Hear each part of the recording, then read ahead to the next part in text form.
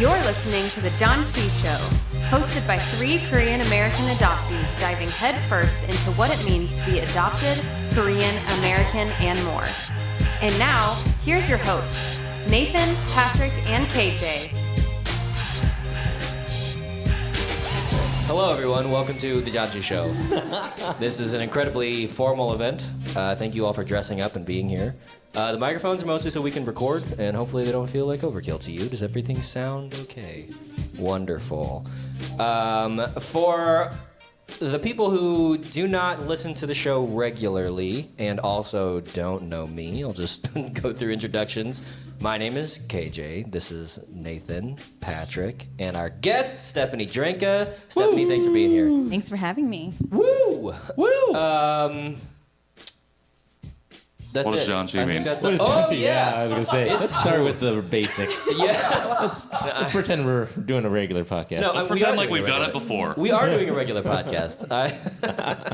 This is actually how all of these go. Exactly. We That's forget. why I know it's deeply Every time. accurate. Yeah, Nathan, On what does brand. Janchi mean?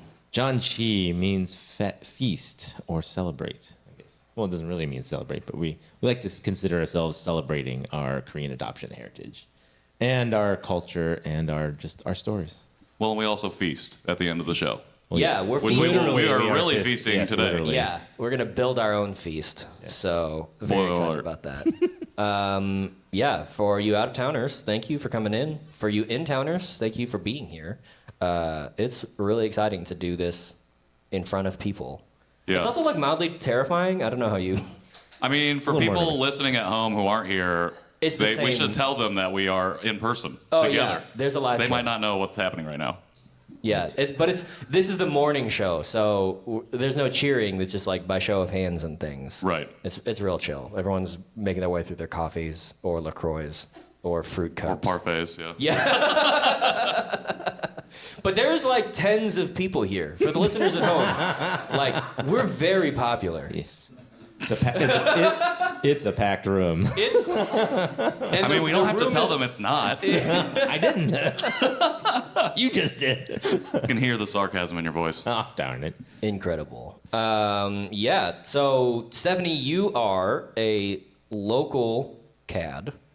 I was gonna say born and raised, but not born. Just raised in the DFW area, right? Right. Yeah. So let's kick off this interview with the way we kick off all of our interviews. Will you tell us your story in as much or as little detail as you would like? I can do that. Let's see. The historian in me wants to do this chronologically. The first physical artifact I have of my life is the initial social history from Eastern Social Welfare Society, my adoption agency. And I actually had more of my story than I think a lot of Korean adoptees are given. I was born in 1986, and I have a summary of how I came to be at Eastern Social Welfare Society. I had the names of my birth father and my birth mother, and the story of their relationship was that they lived together, but my birth father was a taxi driver and caused an accident and couldn't work, and so the scanty livelihood, as they said, caused a severe difference, and they separated. My birth mother perceived her pregnancy and thought that it would be best to give me up for adoption, and so she was the one that initiated the process. So I had a lot of kind of background, and my adoptive parents were very open about giving me access to that. So I knew that as the beginning of my story. And then my memories and stories beyond that started in Chicago. So my parents grew up in Chicago. I arrived in O'Hare Airport in May of 1986. We lived there for about 2 years with my younger brother, who is their biological son. So I was doing the math recently, and he was born 9 months after I arrived. So it's pretty interesting. There's a lot of kind of anecdotal evidence of that happening. My parents had tried for several years. They had miscarriages, decided to adopt. And then I lived in Georgia for 8 years. And then we moved to Dallas-Fort Worth. So my dad worked for American Airlines. So our sort of travel history was based around airlines and airports. So Atlanta, and then headquarters of American Airlines was in Dallas. So I grew up in a small town, a suburb called Southlake, Texas. And there's a whole podcast on Southlake, so I won't go into too much of the details there, but I will say predominantly white, affluent, racist community. And unfortunately, my parents wanted to go somewhere where the schools would be good for my brother and I. White, affluent, and racist. Yeah, and so they asked. We actually want those three things in our school. They asked the real estate agent, where are the best schools, and the realtor told them Southlake, and so we lived in Southlake. My time there was pleasant only because I found my sort of home in the fine arts wing. I did show choir, musical theater, and that really saved me, and it kept me in community with sort of the outcasts of the Southlake world, which Southlake is known for their football team. So I was a nerd, not just because of my Asianness, but because I chose to do theater at Carroll. So I sort of wore that as a badge of pride. But I knew I wanted a different experience in college. So I went to DePaul University in Chicago. Going back home, I knew I wanted to go to a big city, more diverse, and my grandparents at the time were still living in Chicago, so I felt like, if I need a home-cooked meal or to do laundry, I could hop on the L and go visit Grandma and Grandpa. And at the time, DePaul was ranked happiest students and most diverse student population, so it sounded like a really good place to be. And I went there and realized that I had a lot of internalized racism that I hadn't dealt with after living in Southlake. So I went to the involvement fair my freshman year, and I got approached by the Asian sororities, the Asian American Student Organization, the Korean Student Organization. And I went to the first general body meeting of the Korean Student Organization, and it was the first time I had been in a room with so many people who looked like me. And I had a bit of a panic attack, and I left early and found myself, that whole first quarter not going back. I would see some of the KSO students walking on campus, and they would wave to me, and I would pretend that I didn't see them, and I would walk the other way. And I think what happened, there was a couple things that happened. I met another Korean adoptee. And so one of the people who had approached me from the Korean Student Organization was a Korean adoptee himself. We started dating, and he was a year older than me, so he had friendships kind of already established in the Asian American community. And I started going back to the meetings, dealing with all of the internalized racism and interpersonal racism that I had been raised around, and got really involved just learning about my culture and being taken under my friends' wings that were Korean, teaching me the language and all of the customs and stuff like that. And I was involved in the Asian Student Organization, which was the Asian Cultural Exchange. And there was a new Asian American Studies minor being offered at DePaul that year. And so they asked the student organization, can you all promote it and take some of these classes just so that we can make a case for this? So I was majoring in communications, and I was minoring in political science. And I decided just to take an Asian American Studies intro class to support them. It was the first time that I learned about Vincent Chin and the LA riots and all of the history that is not taught in Texas and really across America about Asian Americans. And I sort of got addicted, and I signed up for every Asian American Studies class that was offered and switched my minor to that. And then when I realized how much intersectionality there was with Asian Americanness and other communities and minorities, and especially the intersection between Asian Americans and women, I decided to double minor in women's and gender studies as well. And through my time at the Asian Student Organization, I was eventually the president, and we brought in filmmakers to bring in and have events. And I met a filmmaker, activist woman named Annabelle Park, and she had just finished doing a documentary and was touring with Eric Byler, another filmmaker. And they were working on a House Resolution, House Resolution 121, and they were advocating for the passage of it. And they invited me to be a steering committee member and do the website and social media because they knew that I had digital marketing skills. And House Resolution 121 was calling on the government of Japan to formally apologize for the sexual enslavement of women and girls during World War II, many of whom were Korean women. And so I was on the steering committee for this advocacy group. The legislation passed unanimously in 2007, and through that, Annabelle and I were invited to go to Korea in 2008 for the Overseas Korea Foundation's Future Leaders Conference. So up until that time, I had not been back to Korea, which was, in hindsight, interesting because my dad worked for an airline and we did a lot of international travel as a family, and we had never gone back to my home country.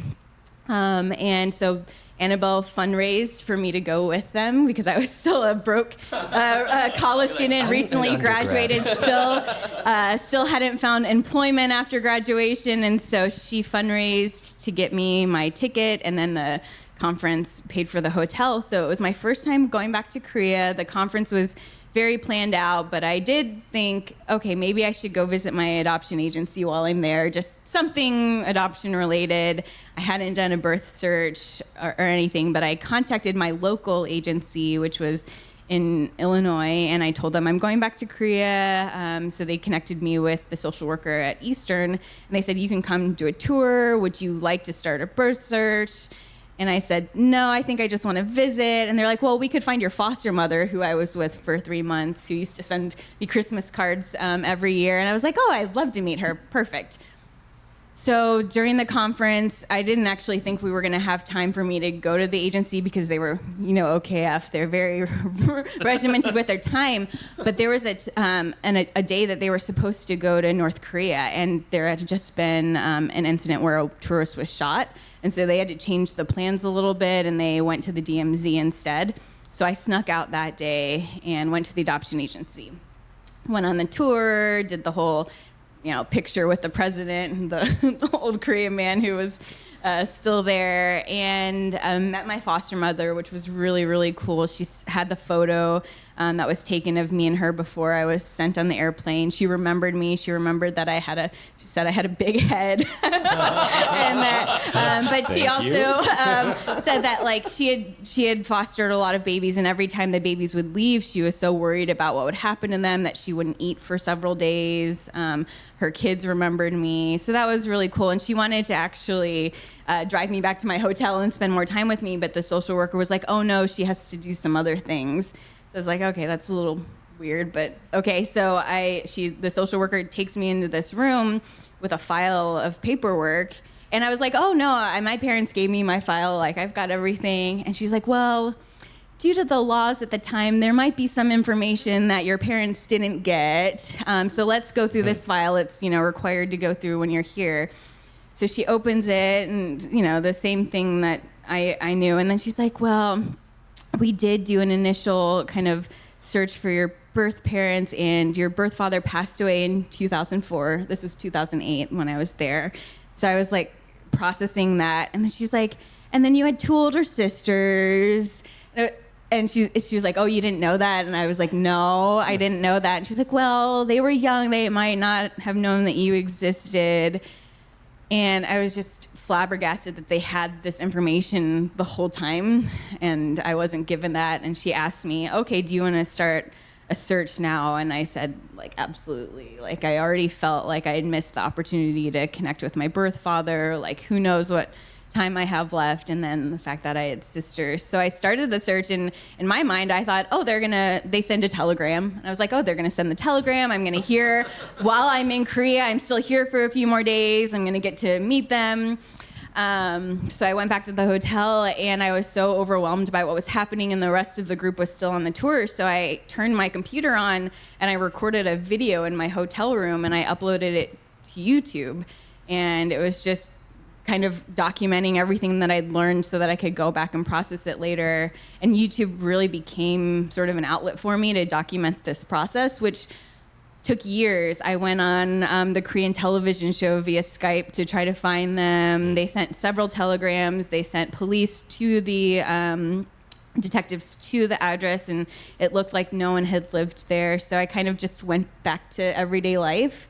And about 5 years later, I was planning a wedding with my now ex-husband, and I reached out to them one more time, and I said, I'm about to get married. I just feel like it's something that I would want my birth family to know or be aware of. Can you try one more time And that was the time that she had actually sent someone physically to the location, and she said, no one has lived at this address. This is sort of the end of the line, but if you want to leave a letter and wedding photos, we'll give it to them.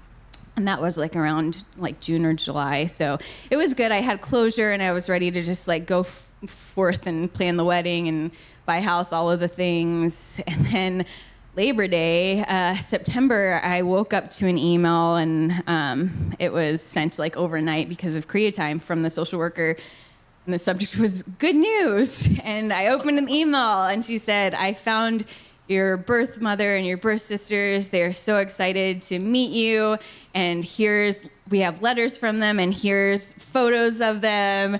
And it was, in Korea time, nobody was at the office. So I was just reading through this email that I, had no one to talk to about. And I just started bawling because I had photos of my family members, and I didn't know who was who or their stories. So she translated the letters eventually, put me in contact with my birth family, and I learned a little bit more of my story through those letters. And essentially it was that my birth father was the one who had wanted my birth mother to relinquish me because he wanted another son, and they already had 2 daughters. They split after that happened, but got back together and had another child who was a boy, so they kept him, my younger brother.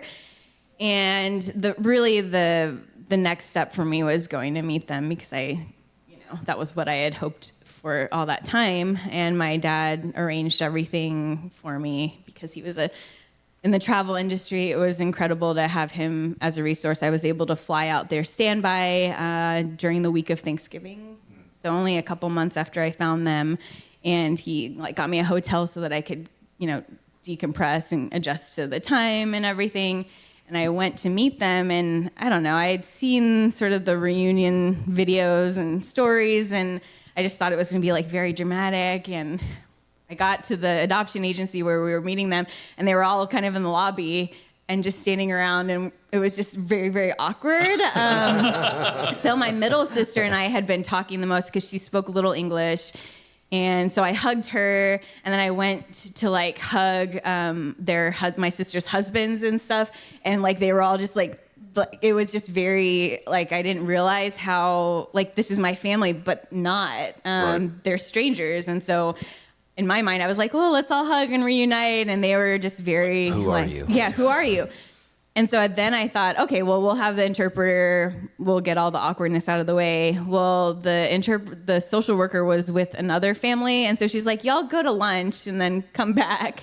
So I go to lunch with them, not speaking the language, and the only thing that they were really surprised that I knew how to use chopsticks. So my little niece was just staring at me. She was like, how do you, they're because she knew that I was from America, and so she was very confused how I knew to use chopsticks. So we got through a lot of the awkwardness. They were just trying to feed me more and more. My stomach was hurting. I was so full, and they just kept trying to give me more food.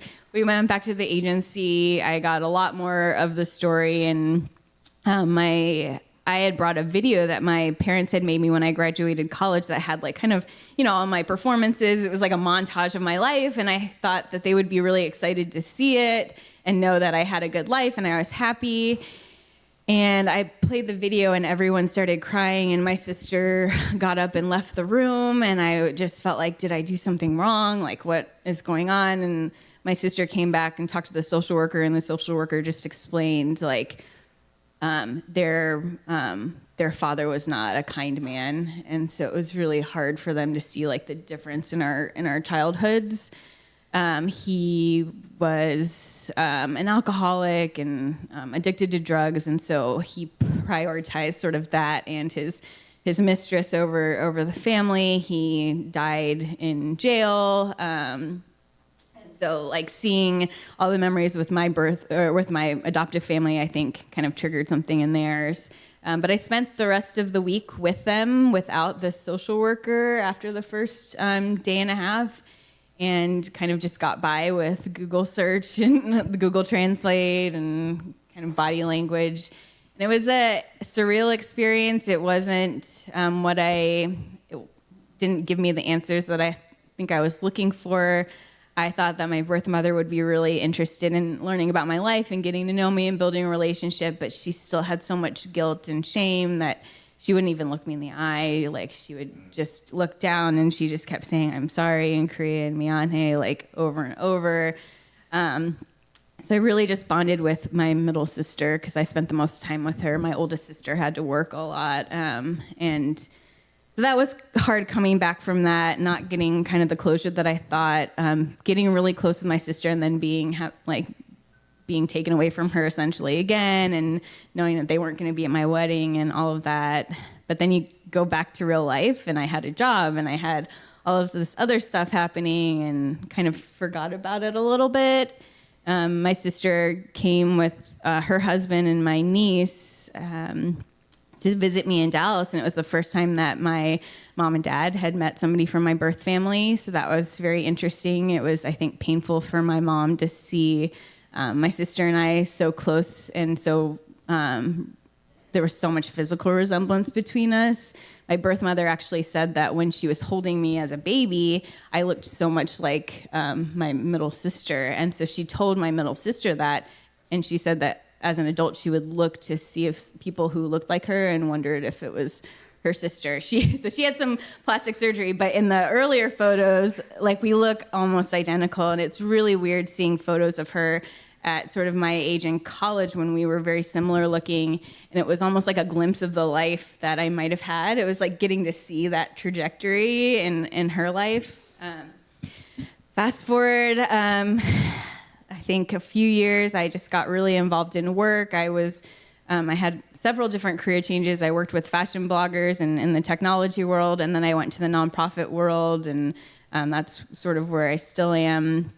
And I got to go through this writing fellowship called the Op-Ed Project Public Voices Fellowship. And through that, the idea is to get more women in underrepresented communities pitching op-eds and being seen as experts, and then building thought leadership. And one of the exercises that they had us do in the first convening was say, like, what you're an expert at. And you have to be the most expert at that than anyone else in the room. And I was in a room, if I was to say, like, I'm an expert in, like, encouraging youth to be in the arts, like, there was tons of people in the nonprofit space that could say that better than I could. So when it was my turn, I said, well, I'm an expert in transracial Korean adoption because I was adopted at the age of 3 months. And of course, nobody in the room could beat me at that. And so the op-ed project taught me to use that really specific expertise and branch it out and connect it to issues that mattered to me and write op-eds about it. And so I wrote an op-ed in HuffPost that year about being an adoptee and being pro-choice, and talked about my experience meeting my birth mother, who told me that after relinquishing me, it was so traumatic for her that when she would get pregnant with girls afterwards, she chose to have abortions. And so, like, the idea that everyone was saying, oh, well, you should be so grateful, and aren't you glad? It's hard when you know how much pain, like, being adopted caused for my birth mother. It's very hard to celebrate my birthday now, because when I think about it, it was like the worst day of her life, and it feels strange to celebrate it. So I wrote about that, and then kind of tied my adoption experience growing up in Texas to other things about lack of representation in Asian Americans in the media, experiences of Asian American women. And I got, a lot of experience sharing my story and having it tied to larger impact. But at the same time, I was watching people in my fellowship have a really difficult time getting published because they didn't have PhDs or they didn't have the right title. And we had someone from our local paper come in and listen to our pitches, and she told us, well, our subscriber base is middle-class white men, so unless you can tailor your argument to appeal to them, I'm going to have a difficult time placing this. And so I went home that night and I started my own online magazine, Visible, because I had experience building websites and platforms through the fashion blogging world. And so I was like, I can do this myself. And so that I've had that for about 3 or 4 years. And so I was doing that, working in nonprofit. I had a chance to go back and visit my birth family in October, right before COVID. So thank God I got some time with them. And my grandmother passed away during the COVID period, so I was able to see her one more time. And then sort of everything happened around last year, and I was working at a nonprofit that focuses on racism and telling untold stories and uncovering, hidden history from the community. And I realized in March, April, May of last year that the Asian American story was not being told even by me in this organization, and how critically important it was for us to know our history because it was being repeated. So I had access to that from my Asian American studies background, but my friends and family who were, from Dallas didn't know about Vincent Chin, didn't know about the LA riots, and definitely didn't know about any history of Asian Americans in Dallas. And I was invited to sit on panels to talk about this. And I was looking around the room and I'm like, why am I the one speaking about Asian American history? Don't we have professors? Don't we have researchers and experts? And we really just didn't. So I channeled my grief from that time into creating the Historical Society, which we finally launched and got our 501c3 in April of this year. So the Dallas Asian American Historical Society is sort of my way of making sure that people have access to their history and their origins and are able to feel connected to their country or even their ancestors in a way that adoptees don't have. So it's kind of interesting that the Historical Society is being led by someone who's really, our family history is stripped from us. In Korea, we're taken off of our family registry and we start our own. So we're like the only ones in our lineage. And so knowing the void that left me, I want to make sure that Asian Americans in this community don't have to face that. Oh, very long story. No, that was honestly great. I could listen to you continue to talk. I really appreciate you sharing all that. That is obviously a lot to unpack, but I think that at the end of the day, that's the reason we started the show. And that's why we ask people or give people the option to tell as much or as little as they want, because all of our stories are complex in different ways. And some people know how to share it and some people don't because they never have before or never had the opportunity. So to hear you so eloquently speak on your experience, I think is powerful because I've read a lot of your things, but to hear you actually voice it and to hear the emotion, that you still carry for all of this is really powerful. So I just wanted to thank you for sharing that. Well, and I think you've given such a great insight into the process of reunion and the aftermath of that, and centering not only yourself but also like your birth family in a way that other guests haven't been able to or haven't had the privilege of being able to. And like the thing that struck me so much in your story was the amount of erasure that happens. And I know like that's really common for adoptees, right? Like the moment we're given up, like things are erased. And so to hear, I think like the erasure that maybe continue to happen for your birth family, it just adds like a new dimension. I don't know. I'm not gonna be able to ask a question about it because I'm still thinking about it. But yeah, there's a lot of grief and a lot of just a lot. But I think it's a really unique perspective and one that I haven't heard before in as many reunion stories. Be they good or bad, the erasure on both sides. And I don't know maybe we talked about it with other people, but I've also not thought about. In Korean society that they erase you from your family's ledger and start you with your own. Because I've definitely thought about that being here and starting my own family is like, well, this is the first iteration. I have no ancestors. Right. I can only be an ancestor, so it was just weird to hear that echoed in the actual legal system of Korea. So thanks for sharing your story. in addition to what KJ said, I resonated with a lot of that because after I met my biological family, I too learned their side of the story, which is something I think maybe a lot of adoptees might not think about. They think of theirs and, I want to, see why was I given up? Why was I, adopted? What was my story, I guess? But they don't think really about, what about siblings? What about their stories? What were they doing at the time I was adopted? What, was my mom forced to put me up for adoption and all this other stuff. So the learning more about that and the stuff that you did I also did similar things where I saw my brother older at a certain age going, oh, that's what I may look like in 7-8 years, or things like that, I never wrinkle. Yeah. Amazing. It's like he still has hair. Yes. Things like that. So I know I was doing the same things. I mean, when I first met him too, my wife was and his wife were critiquing our walks, going, "Look, they walk the same." Things like that. There was little similarities that I was always looking for, so I can see that it's important for some people. To know that they have something that look like. To your point about us not necessarily considering birth family, to KJ's point about erasure, that's how we talk about adoption.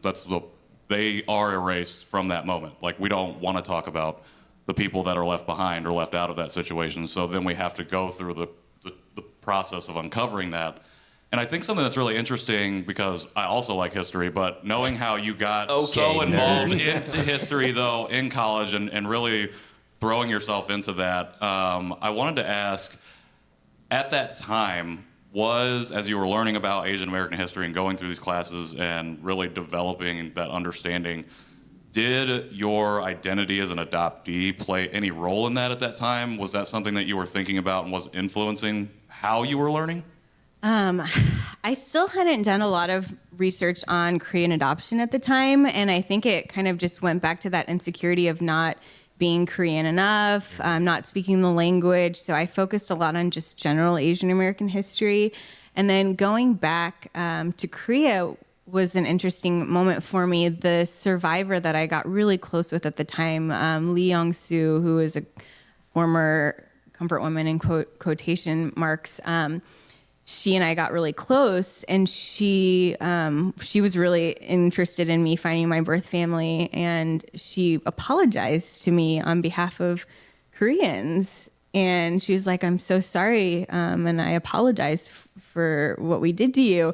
And this is somebody that went through the most horrific experiences, that unimaginable. And so it really made me feel connected to her. She wasn't able to get married or have grandchildren, because of the stigma around comfort women. And so we call the survivors halmoni. And, she was the first sort of family member that I felt like connected to in that way, because we both were missing that, and it was both taken from our governments. And so when I started looking more into the history of Korean women and the World War II, et cetera, what was interesting is that the province that I was born in, Gyeongsang-bokdo, and Gyeongsan is my name, my parents always thought that was why I was named Gyeongsan, was because of the province. But they actually, that city had the most women and girls from their area taken to be sexual slaves. So it was interesting seeing that history and the connection with my sort of homeland and my province. Just kind of that realization that we're all connected, that like our stories are all bound together. And with my name, I actually found out that my sisters are Kyungmi and Kyunghee. And so my birth mother didn't name me, she tells me, but the social worker had my sisters' names that whole time and chose my name to follow the tradition.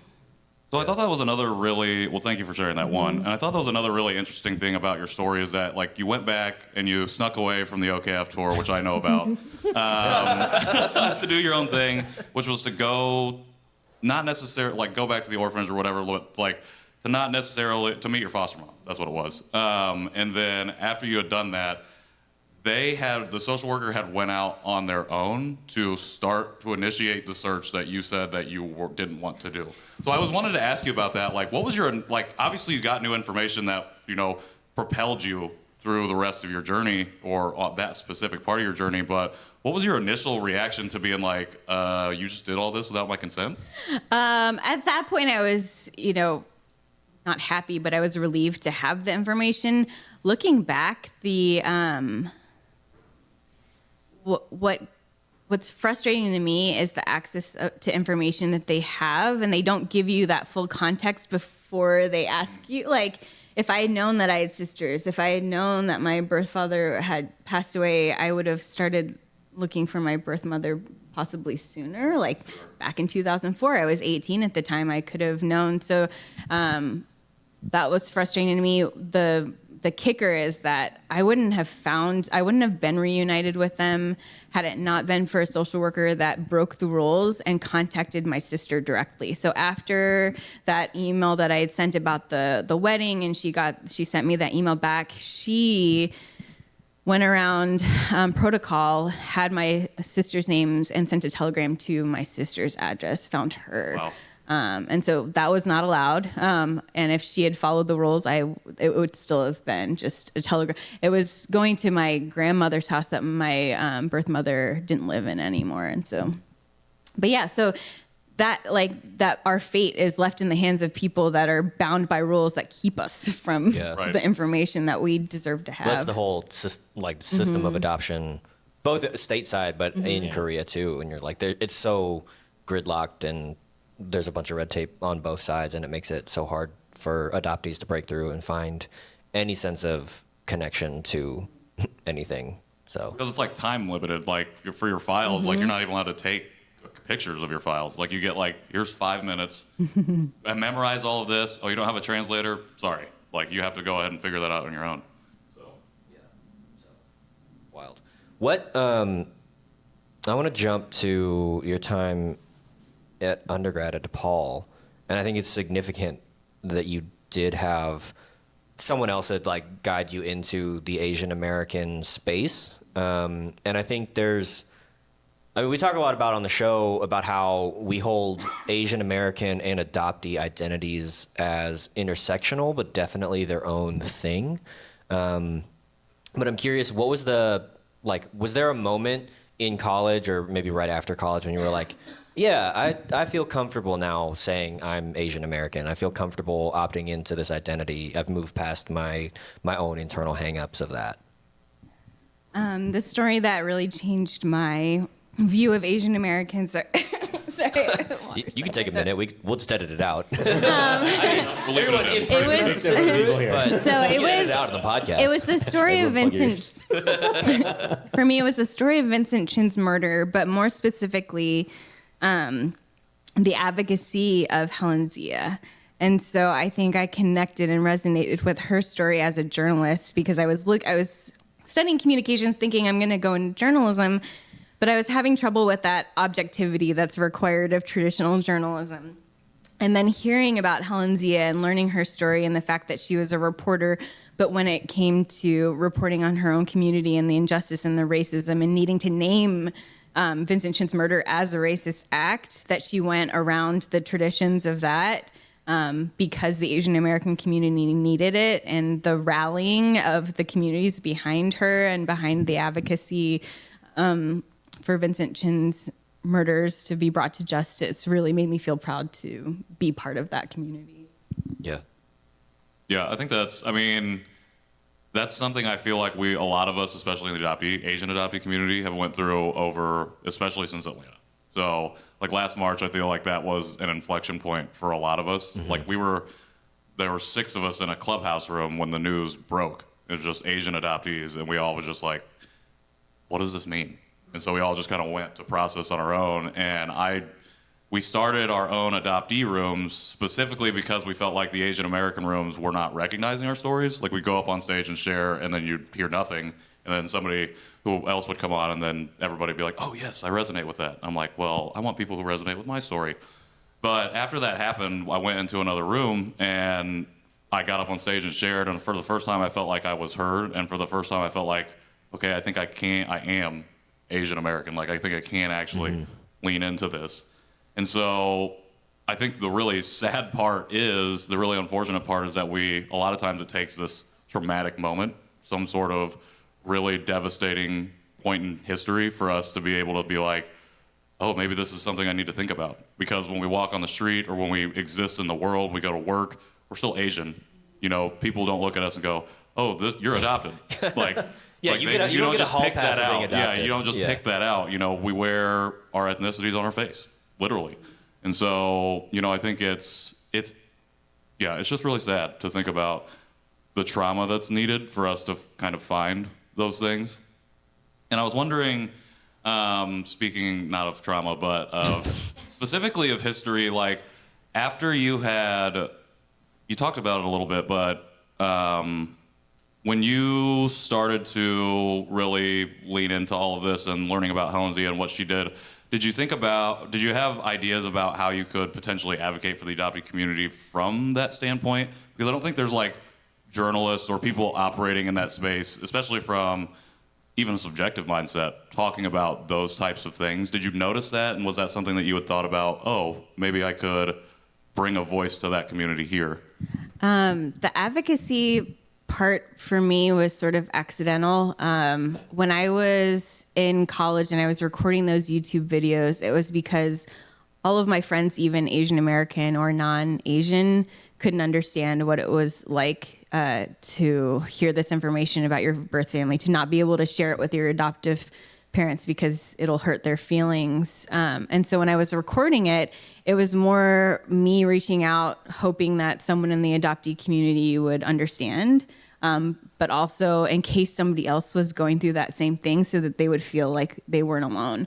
So anytime that I shared my story or I kind of advocated in any small way, it wasn't so much on behalf of the adoptee community or to really advocate for anything. It was more just in case there was somebody that might feel like no one else understood them. And I still feel that way in a sense.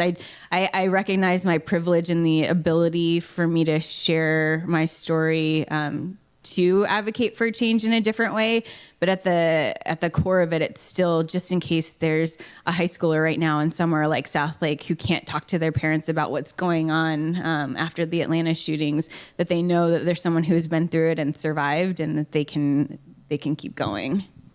On your website, you also wrote a letter to your 22-year-old self, which you ended, I think, with saying that you are not alone. With the people that are out there, with people that may be secluded or areas that they don't have, what kinds of words would you have for them what would advice, I guess, for somebody who may be looking for ways of not being alone? What kinds of community, what kinds of ways of moving past, their adoption trauma? I think that's why history is sort of my passion right now. I would hope that even if they don't have access to sort of real life connections, that with the internet and with technology, they're able to access things like this podcast or oral histories or videos or stories from other people from their community. So they realize that a lot of us have been doing this work and trying to pave a way for them. So I think my advice would be like, you have a place in history, learn it and own it and be proud of it. And it's okay to not feel okay. That's what was really hard about, and we know the statistics about adoptee suicide, ideation, and depression and mental health, let alone Asian Americans, Asian American women, and young people. And we aren't, as adoptees, allowed to sit in that grief and that depression and ask for help because we're seen as ungrateful. So when I think of my loneliest moments that kind of drive me to do what I do, my mom used to put a big cardboard box of all my winter clothes in my closet. And I remember some of the days when I came home after school, after being called a chink or after being told to go back to China, and I would go in the closet, I would sit in that cardboard box and I would just cry. And then I'd come down for dinner and be fine. And the theater side of me would kick in. So I think about somebody literally sitting in a box in their closet, feeling like I'm the only person in the world who is going through this, and how am I going to get through this? And, that's... Well, and you don't even know, I think, that's the other thing, too, that strikes me. So in Korean tradition, I guess, whatever, society, culture, there's this concept of Han, right? Mm-hmm. Just that, deep, abiding grief and perseverance, I think, but that kind of binds the Korean people together. And I think for Korean adoptees especially, probably for all adoptees on some level, but for us CADs, we're born out of Han, and we're born into Han, and we continue and perpetuate Han. And I think when you're stripped of that context, and you're I feel real sad, and I don't get where this is from, because you're constantly told your story from your parents, and you're constantly told oh yeah, whether you're a first wave Korean adoptee or even a Korean adoptee now, there's some aspect of saviorism in the story that you're told. And so you're like, your parents are basically just like heroes or saints or angels for adopting you, especially if, like me, you're a special needs adoptee. And then, so you get this, you're like, oh yeah, we're just like so grateful. We're so grateful to have you. And then you're like, well, yeah, how could I not be grateful for this life apparently that I've been given, and all those kinds of things. And then you have this deep, tragic pain in your system from your ancestors that you don't know anything about, from your being that you didn't have any say in becoming, and all those things. And you're like, and also I don't know because I'm also 13 or 16, which is just an emotional time for every human. So yeah, and you're just like, I don't, yeah. And I think that's really hard to point to in oneself, and it's even harder to articulate. But I'm curious, as you've married Asian Americanness and adoptee-ness in yourself, what have the conversations been like, or have the conversations existed with your family? I think as you get published, as you do things you're proud of, as you do this, that, and the other, do you share that with your family? Do you like, they might stumble across it because of the internet, but probably not because of the internet? And yeah, what's that relationship like and that dynamic like? I share everything with my family. I'm very public, and my parents know that I have a website and social media, and they knew that I was going through that fellowship. And so I wanted to share the successes with them. I would send my mom and dad, like in a group text, the link, and my dad would always text me separately, like right away, and like, congratulations, we're so proud of you. And sometimes it would take like a day or two to hear back from my mom, and I would go through like all of the mental gymnastics, like wondering if I said something, and then she would say, I read it, I'm so proud of you, your voice is changing the world, like all of the things. But I realized like they need space to process what I'm saying, and it's been a very slow process. My mom especially did not understand why I was looking for my birth family, struggled with me going back. And she'll say to me, like, well, we just saw you as our daughter. We didn't see you as Korean, or we didn't see you as Asian. Right. And it wasn't until the shootings in Atlanta that they understood, like, that doesn't protect me in the real world. And they understood why I was sort of doing this work. But the hardest thing has been the Southlake sort of revelations, because they chose that school district. My mom was actually a teacher, a librarian in the district for like close to 20 years. And so my mom would always tell me like, oh, it's getting more diverse, like things are better. And I would just say like, no, it just means there's more children of color that are being hurt. Yeah. And so the podcast came out, and she was listening to it, and she was like, but you didn't experience, and things weren't that bad when you were there. And I had to say to her, I was like, of course they were. Why do you think that I do this work? Why do you think I work for an anti-racism organization? It's because I know how that felt. And so it's been it's surprising how long it's taken for them to kind of come to the realization of things. But I think it's at the same speed as like the rest of America is realizing, like, Asians are not the model minority. Asians experience racism in a different level. And so they're kind of just following that trajectory. My brother, who's their biological son, has not really talked to me about this. But what's nice about my relationship with him, it's that he has said, well, we'd like to go to Korea, like him and his wife. Like, we should ask mom and dad to like take a trip. We'd love to go with you and like meet your family. And so it's kind of nice to have support on that side. Yeah. Yeah, I think that, again, we talked about erasure on like the birth family side, and I think for us, especially myself, going through this work of like learning my identity, unlearning a lot of that internalized whiteness and racism, I want or can sometimes expect my family to keep up with me, and that's really untenable because I move quickly. It's super unfair. Have you met yourself? Yeah, and yeah, so like my parents were very conservative in like 2014 to 2020, and it took a lot, but like yourself, we have a public platform on the podcast, and I was sharing before, my mom's listened to every episode, and after Atlanta, like, we did an episode where I was just really emotional, just kind of let everything out, and it took a couple days, but my mom finally texted me, and she said words that I never would have imagined come out of her mouth. She said, well, it was a text message, but she said that she apologized for treating us or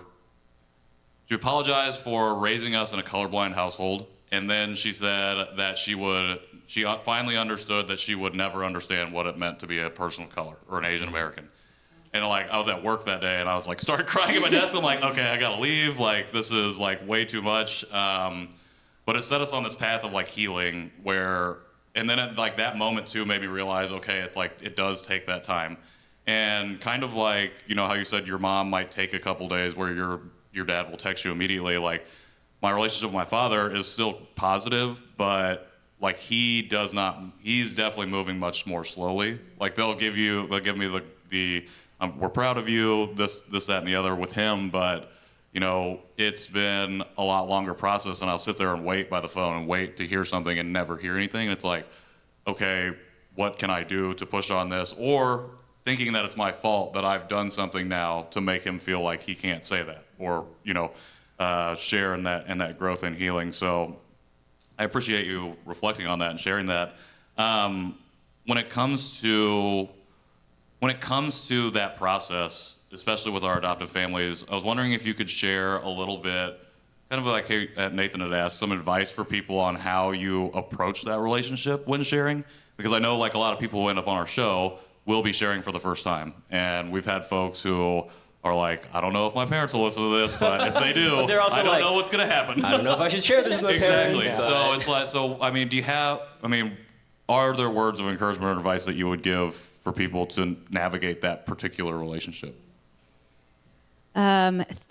Therapy helps. And one of the things that I've had to work through with therapy is that there's certain things about my parents that is not going to change in my lifetime. And I can't always limit my behavior and the things that I need to do for myself based on hoping that they might be ready. So I think I can be respectful and show, a level of gratitude while being as truthful as I need to cope with things, and to not always see my parents as like the ultimate audience.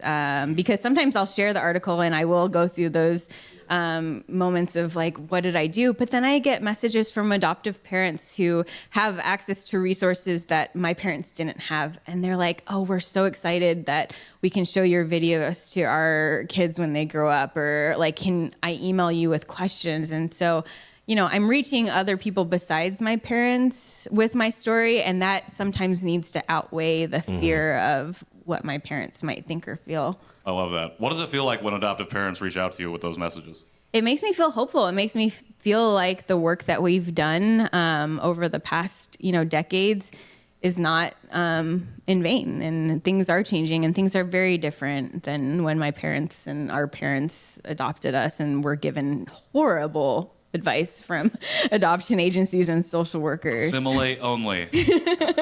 Look it up in your encyclopedia. Yeah, look it up in your...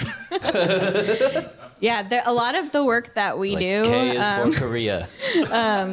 I'm sure y'all kind of feel this too. Like a lot of the problems that we're working to solve, we probably won't see happen in our lifetime, and it can be really, really overwhelming and easy to burn out. You have to really, really cherish those small wins, those emails, those comments, those like moments to kind of put things in perspective, because it gets really, really hard. Absolutely. Well, thank you so much for being here and for sharing your story and being as candid as you were. If there are any questions from the audience, we have a mic. I'm just going to throw that out, but you don't have to have any questions. The line is a mile long. The line is, for the listeners at home, the line is tens of people deep. Yeah.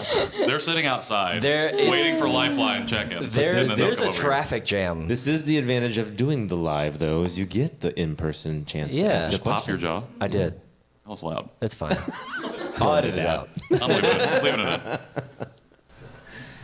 don't have a question, but I have a comment. My mom is a retired librarian as well, elementary, and she did it for like all of my childhood.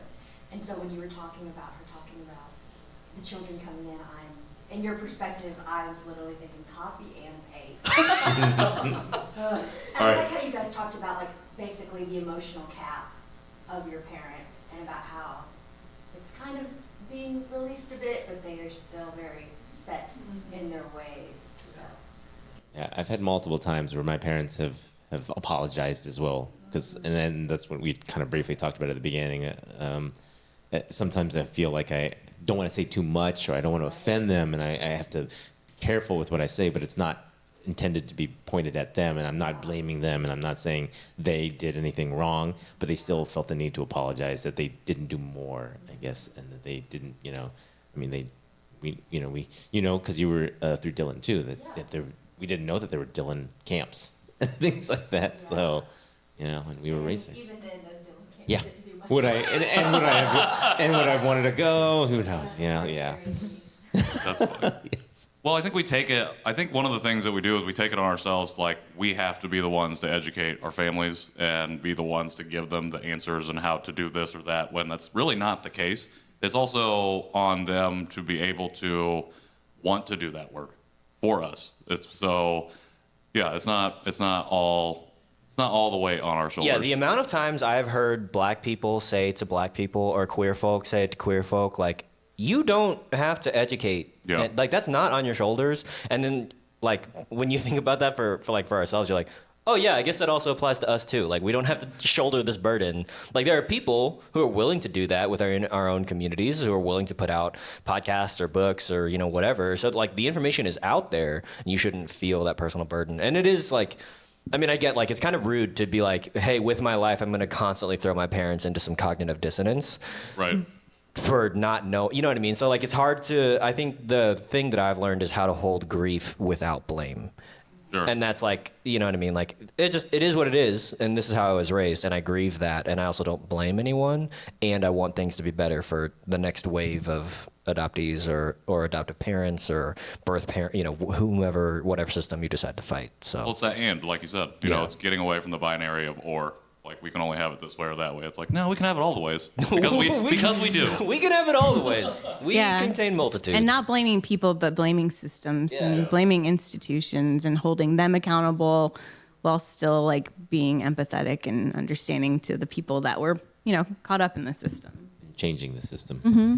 Absolutely. Well, thank you so much. We are going to take a break, and we're not coming back for the podcast, but we're going to cut to some in-person stuff. So, Stephanie, thank you very much for the podcast listeners, though. Where can people find you, connect with you, read your stuff? What's the best way to get a hold of you? My personal website is stephaniedrenka.com, and I'm at Stephanie Drenka on all the social media channels. And then my online magazine is visiblemagazine.com. I love sharing adoptee stories, so please, if you're a writer or a poet or you just have things to say, submit to Visible.